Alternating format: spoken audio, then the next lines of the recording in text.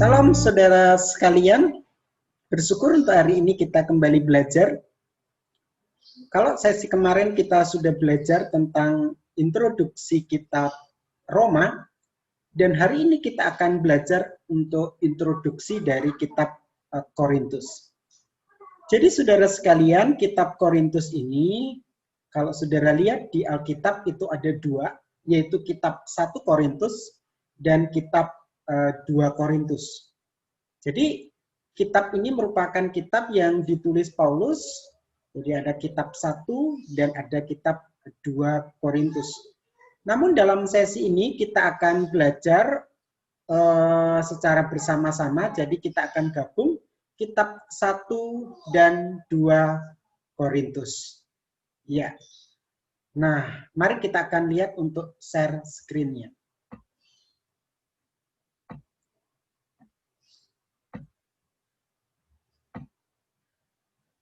Iya. Introduksi kitab Korintus. Saudara sekalian, terkait dengan penulisan kitab, ya ini memang kitab 1 dan 2 Korintus ini adalah kitab yang ditulis oleh Paulus, dan kitab ini dialamatkan kepada jemaat di Korintus. Jadi kitab ini adalah kitab yang ditulis Paulus dan dialamatkan kepada jemaat di Korintus. Nah, memang untuk kitab 1 Korintus, itu kitab ini membahas tentang masalah-masalah jemaat yang dihadapi oleh jemaat di Korintus, dan Paulus mencoba untuk memberikan solusinya, jalan pemecahannya untuk setiap persoalan-persoalan yang dihadapi oleh jemaat di Korintus. Sedangkan kitab 2 Korintus ini lebih menekankan pada kemuliaan ya melalui penderitaan. Jadi kitab 2 Korintus lebih menekankan pada bagaimana Paulus menunjukkan bahwa dirinya itu seorang rasul. Sebagai seorang rasul, Paulus begitu banyak menderita. Dan dia tahu bahwa penderitaan yang dialami itu adalah penderitaan untuk kemuliaan. Karena di balik penderitaan itu ada kemuliaan yang akan dicapainya, didapatnya. Nah, untuk tahun penulisan kedua kitab ini, ya nanti kita akan lihat lebih jauh, tapi antara tahun 55 sampai 56 Masehi. Ya, nanti kita akan lihat lebih jauh. Nah, selanjutnya mari kita akan lihat untuk alasan penulisan kitab 1 Korintus. Apa alasannya? Kitab 1 Korintus ditulis oleh Paulus pada waktu ia pelayanan di Efesus. Jadi ditulis oleh Paulus pada saat pelayanan di Efesus. Surat ini ditulis sebagai jawaban, atau sebagai balasan atas surat-surat yang datang dari orang-orang Korintus yang dibawa oleh jemaat Korintus kepada Paulus. Nah, di sana ada Stefanus, Fortunatus, dan Akaikus. Nah, ini susah ya, Akaikus. Jadi mereka bawa surat-surat orang-orang Roma yang ya boleh saya bilang mengadukan tentang persoalan-persoalan yang terjadi di Korintus. Dan Paulus mencoba untuk menjawab surat-surat itu. Memang pada saat itu jemaat di Korintus banyak menghadapi masalah. Dan masalah itu timbul karena di Korintus itu terjadi kevakuman kepemimpinan. Di mana Apolos dan Kefas, Petrus, yang tadinya melayani di situ sudah pindah ke tempat lain. Jadi karena tidak ada kepemimpinan, ya timbullah masalah-masalah. Masalah itu berkaitan dengan keadaan jemaat di mana jemaat di Korintus yang pertama itu terjadi perpecahan. Ya, pasal 1 ayat 10. Lalu yang kedua itu ada dosa yang merajalela dalam tubuh jemaat. Dosa percabulan, pasal 5 ayat 1. Dan masih banyak lagi persoalan-persoalan yang ada. Untuk mengatasi hal itu, orang-orang Korintus mengirim surat kepada Paulus supaya mau membantu menyelesaikan persoalan yang terjadi. Setelah membaca surat jemaat di Korintus, Paulus menjadi gelisah. Lalu ditulislah surat 1 Korintus untuk memberi jawaban dan juga nasihat kepada jemaat di Korintus. Yaitu sekilas ya. Selain itu ada satu alasan lagi yang khusus mengenai mengapa Paulus menulis surat 1 Korintus, yaitu dia mau mengingatkan orang-orang Korintus akan bantuan untuk jemaat di Yerusalem yang hidup dalam kemiskinan. Pasal 16 ayat 1. Karena memang pada zaman itu di Yerusalem terjadi kekurangan makanan.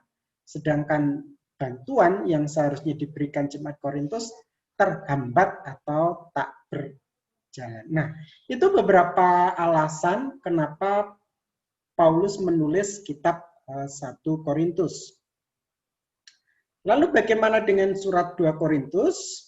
Nah, setelah mengirim surat 1 Korintus, Paulus sangat khawatir dengan keadaan jemaat di Korintus. Karena surat itu berisi nasihat dan teguran yang bernada tegas dan keras. Ini surat yang pertama ya. Oleh karena itu ia lalu mengirim Titus ke jemaat Korintus untuk mengetahui situasi di sana. Pada saat itu di Efesus Paulus juga menghadapi kesusahan yang besar karena ada huru-hara yang ditimbulkan tukang-tukang perak yang membuat kuil dewa Artemisia. Sehingga akhirnya ia pergi dari Efesus dan menuju Makedonia. Jadi surat 2 Korintus ini ditulis karena Paulus khawatir setelah Paulus mengirim surat 1 Korintus. Ini surat 1 Korintus kan isinya tegas, keras, teguran, dan juga nasihat. Oleh karena itu, Paulus kirim lagi surat 2 Korintus. Nah, seperti itu. Nah, pada waktu sampai di Troas, ia bertemu dengan Titus, sehingga hatinya tidak merasa tenang. Ia khawatir, kecewa, tubuhnya agak sakit.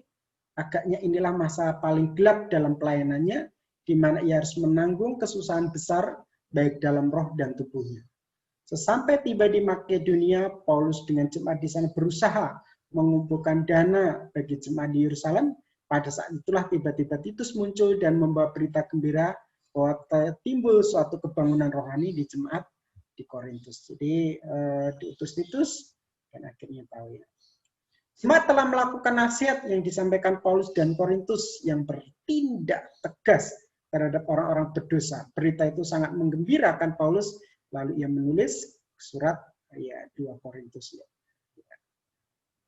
Surat ini dikirim dengan perantaraan Titus yang akan kembali ke Korintus untuk menyelesaikan pekerjaannya yang belum selesai. Ya, jadi sekali lagi setelah Paulus mengirim surat 1 Korintus yang isinya nasihat yang tegas dan keras, Paulus sangat khawatir. Iya, sangat khawatir. Nah, pada saat itulah Paulus mengirim Titus untuk ke Korintus untuk mengetahui keadaan di sana. Sedangkan saat itu pelayanan Paulus juga ya dalam situasi sulit. Namun yang terjadi luar biasa karena terjadi kebangunan di Korintus. Nah, lalu Paulus menulis surat 2 Korintus ya. Ya, seperti itu.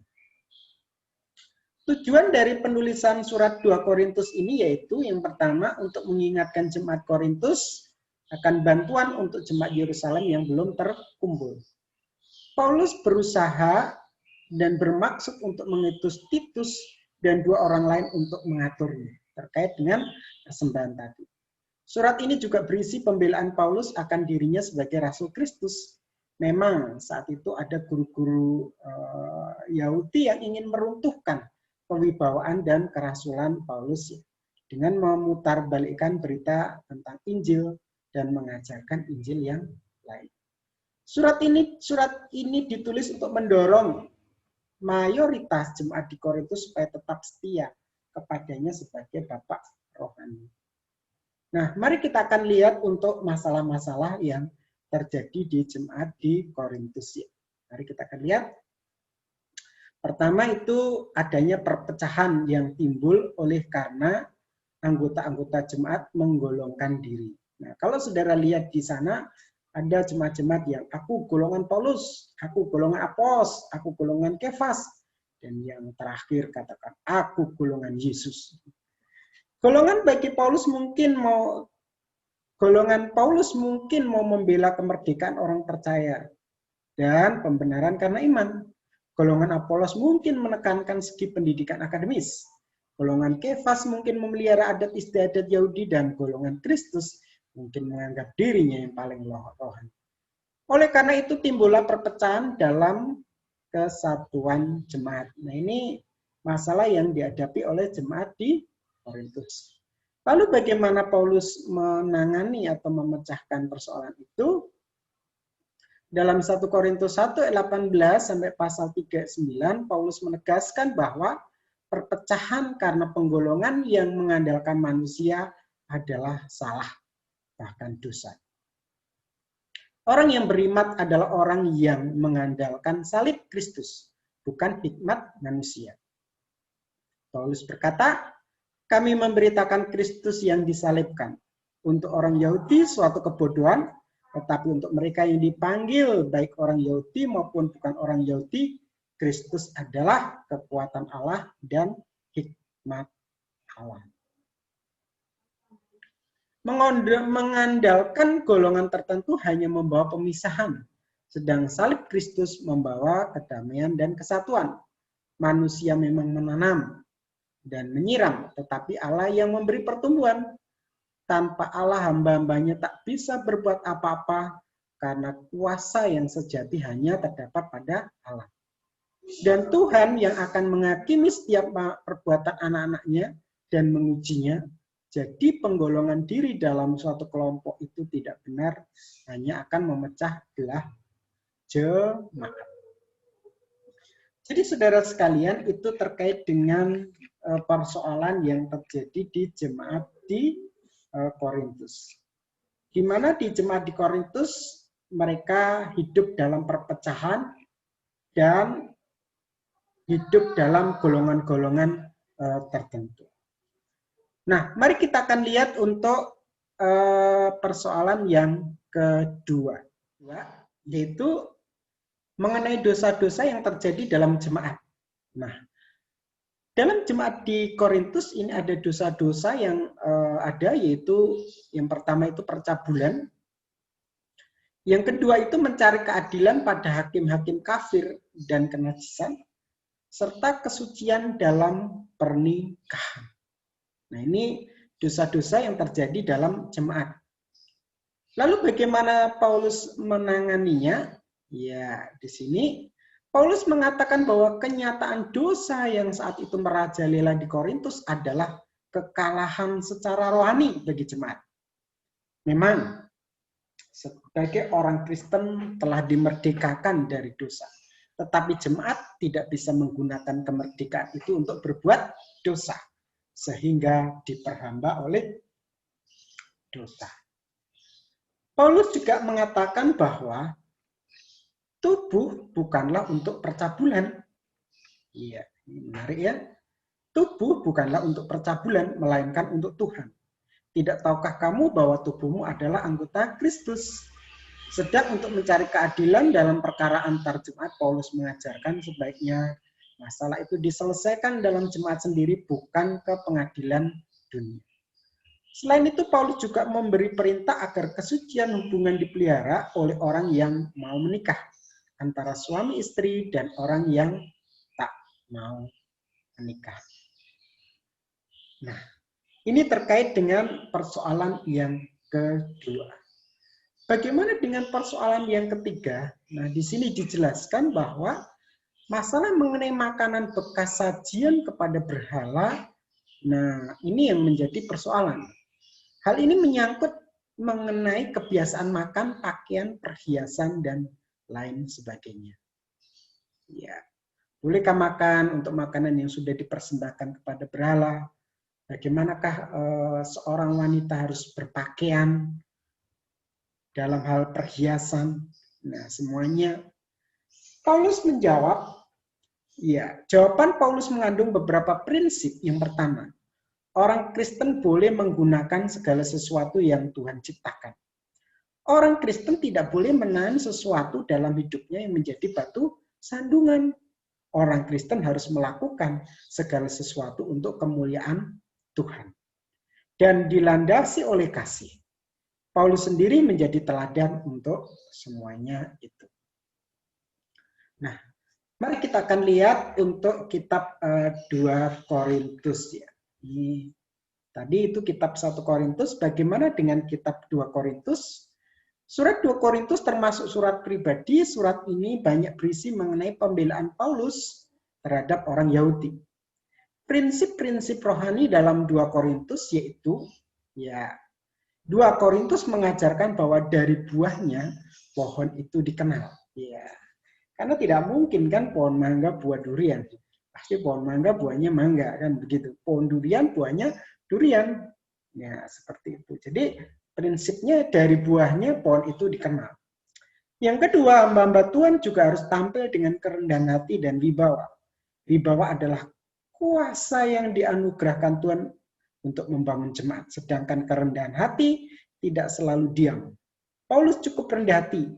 Dia berdiri teguh dan membela diri. Dan Injil Kristus dari yang jahat. Masih ada lagi. Ya, masih 2 slide lagi. Pengajaran mengenai harta rohani dalam bejana. Dalam cerita ini ada beberapa hal penting. Injil tidak dapat dimengerti oleh orang yang dibutakan oleh iblis. Injil Kristus yang diberitakan hambanya merupakan harta yang besar kuasanya. Pasal 5 diajarkan 2 hal penting, yaitu kerinduan anak Allah untuk mengenakan tempat kediaman surgawi, dan pelayanan orang Kristen adalah pelayanan pendamaian. Ya. Terakhir, dalam pasal 6 dijelaskan mengenai pengajaran-pengajaran yang penting untuk para hamba Tuhan. Misalnya, situasi pelayanan tidak senantiasa gampang. Ya, memang situasi pelayanan ya bisa sulit. Lalu mengenai hamba-hamba Tuhan yang mau berhasil dalam pelayanan, harus hidup dalam kesucian hidup, sikap tegas terhadap dosa dan kegelapan yang selalu menggoda. Yang ketiga, pengajaran lain yang indah yaitu mengenai keteladanan Rasul Paulus sendiri. Selalu setia kepada Tuhan dalam segala keadaan, tabah dalam menghadapi penderitaan, dan selalu bergantung sepenuhnya pada pimpinan Tuhan. Ya. Ya, jadi saudara sekalian, ini yang bisa saya sampaikan terkait dengan introduksi kitab Korintus. Jadi saya sudah menjabarkan untuk introduksi kitab 1 Korintus dan introduksi kitab 2 Korintus. Terima kasih banyak, Tuhan Yesus memberkati saudara. Amin.